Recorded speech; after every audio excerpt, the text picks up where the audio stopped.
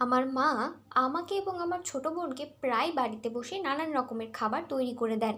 বাইরের অস্বাস্থ্যকর পরিবেশে তৈরি হওয়া খাবারের চাইতে বাড়িতে বসে রান্না করা খাবারই কিন্তু বেশি স্বাস্থ্যকর।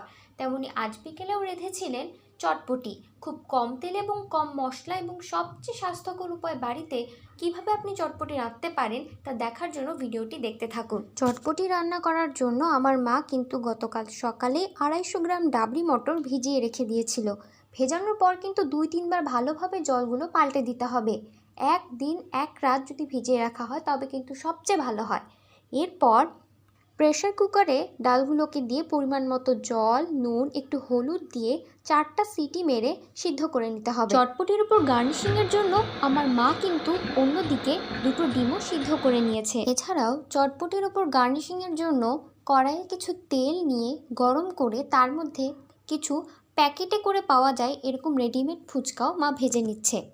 ভাজা হয়ে গেলে ফুচকাগুলো আলাদা করে তুলে রাখা হলো। এরপর সেই একই তেলে জিরে, তেজপাতা ফোড়ন দিয়ে দিলেন। ফোড়ন একটু গন্ধ ছড়ালেই এর মধ্যে পেঁয়াজ কুচি দিয়ে দিতে হবে। পেঁয়াজ কুচি দেওয়ার পর এরপর এর মধ্যে থেতো করা রসুন, আদা বাটা দিয়ে ভালো করে ভেজে নিতে হবে। ফোড়নটা ভালো করে ভাজা হয়ে গেলে এর মধ্যে একটু হলুদ, একটু লবণ এবং মরিচ গুঁড়ো দিয়ে ভালোভাবে মিশিয়ে নিতে হবে। এরপর এর মধ্যেই প্রেসার কুকার থেকে সেদ্ধ করা মটরগুলোকে দিয়ে ভালোভাবে মিশিয়ে নিতে হবে। খেয়াল রাখতে হবে মটরগুলো যেন এমনভাবে সিদ্ধ হয় যাতে ভেঙে না যায় বা গলে না যায়। গলে গেলে কিন্তু চটপটিটা খেতে একদম ভালো হবে না।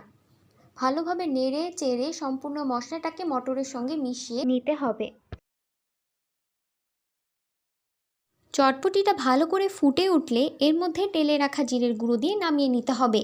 আমার মা এখানে টেলে রাখা জিরের গুঁড়ো ব্যবহার করেছেন, কারণ এমনি জিরের গুঁড়োর চেয়ে ভেজে রাখা বা টেলে রাখা জিরের গুঁড়ো ব্যবহার করলে নাকি বেশি সুস্বাদু হয়।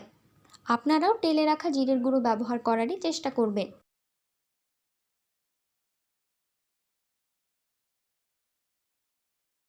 চটপটি রান্না শেষ হতেই মা সেটাকে প্লেটে ভালোভাবে বেড়ে দিল। এ সময় একটু সুন্দরভাবে পরিবেশন করারও চেষ্টা করলো, কারণ আমার মায়ের মতে খাবারের স্বাদ অনেকটাই এর পরিবেশন করার উপর নির্ভর করে। যেমন মা এর উপর দিয়ে ছড়িয়ে দিলেন একটু শসা কুচি, একটু ডিম গ্রেট করে দিলেন। এরপর স্বাদ মতো লবণ আর লেবুর রসও দিয়ে দিলেন। আরেকটু আকর্ষণীয় করার জন্য আগে থেকে ভেজে রাখা ফুচকাগুলোকে ভেঙে ওর উপরে ছড়িয়ে দিলেন, যাতে একটু মচমচে লাগে। তো এভাবেই তৈরি হয়ে গেল আমাদের বাড়িতে বসে বানানো, খুব কম তেল এবং কম মশলা ব্যবহার করে বানানো চটপটি। এই চটপটি কিন্তু কোনো